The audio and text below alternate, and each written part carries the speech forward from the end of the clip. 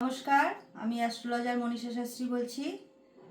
প্রত্যেকটি মানুষেরই কিন্তু বেশিরভাগ মানুষেরই কিন্তু ইচ্ছা থাকে নিজের ঘর বাড়ি, নিজের ফ্ল্যাট, সেটা ছোট হোক বা বড় হোক, সেখানে বাস করার। কিন্তু অনেক সময় দেখা যায় যে সেটা সম্ভব হয় না, কিছু কিছু কারণের জন্যে কিন্তু সেটা পসিবল হয় না। আপনারা আপনাদের রাশি চক্রটা কি অবশ্যই দেখে নিন যে আপনাদের রাশি চক্রে চতুর্থ ভাবটা কেমন আছে। যদি দেখেন যে চতুর্থ ভাবের সাথে লগ্ন ভাব বা নবম ভাবে শুভ কানেকশান আছে, শুভ নক্ষত্রের সাথে চতুর্থ ভাবে যে গ্রহ আছে তার পাশে শুভ নক্ষত্র আছে, সেক্ষেত্রে কিন্তু বলা যেতেই পারে যে আপনাদের বাড়ি হবে। এবার কোন সময় হবে, বাড়ি হোক বা ফ্ল্যাট হোক, কোন সময় হবে সেটা কিন্তু আপনারা আপনাদের রাশিচক্রটা বিচার করলে অবশ্যই জানতে পারবেন। অনেক সময় দেখা যায় যে কোনো বাড়িতে নতুন কেউ ঢুকেছে বা ফ্ল্যাটে ঢুকেছে, ঢোকার পরেই কিন্তু নানান ধরনের সমস্যা এসে যাচ্ছে, সেখানে অর্থ হচ্ছে জলের মতো বেরিয়ে যাচ্ছে। নতুন বাড়িতে প্রবেশ করার পর দেখা যাচ্ছে যে পারিবারিক অশান্তি চলে আসছে, বা কোনো কারণে দেখা যাচ্ছে যে যে ব্যবসাটা করছিলেন হঠাৎ করে সেখানে লস দেখা যাচ্ছে। তারপরেও দেখা যাচ্ছে যে কোনো কারণে ছেলে মেয়েরা কথার অবাধ্য হয়ে যাচ্ছে।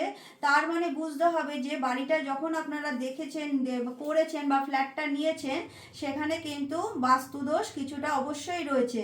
তা সেক্ষেত্রে যখন আপনারা নতুন বাড়ি করবেন বা নতুন ফ্ল্যাট কিনবেন, সেখানে কিন্তু কিছু তিথি নক্ষত্র মেনে বা কিছু নিয়মকানুন মেনে বাস্তুটা দেখে নিয়ে অবশ্যই আপনারা সেই ফ্ল্যাট বা বাড়ি কিনবেন। তা যদি কারুর লগ্নে বর্তমান সময় শুভ গ্রহের দৃষ্টি থাকে, বা দেখা যায় যে চতুর্থে শুভ গ্রহ রয়েছে বা রয়েছে হচ্ছে নবমে শুভ গ্রহ রয়েছে, সেই সময় কিন্তু আপনারা জমি কেনার জন্য উপযুক্ত টাইম।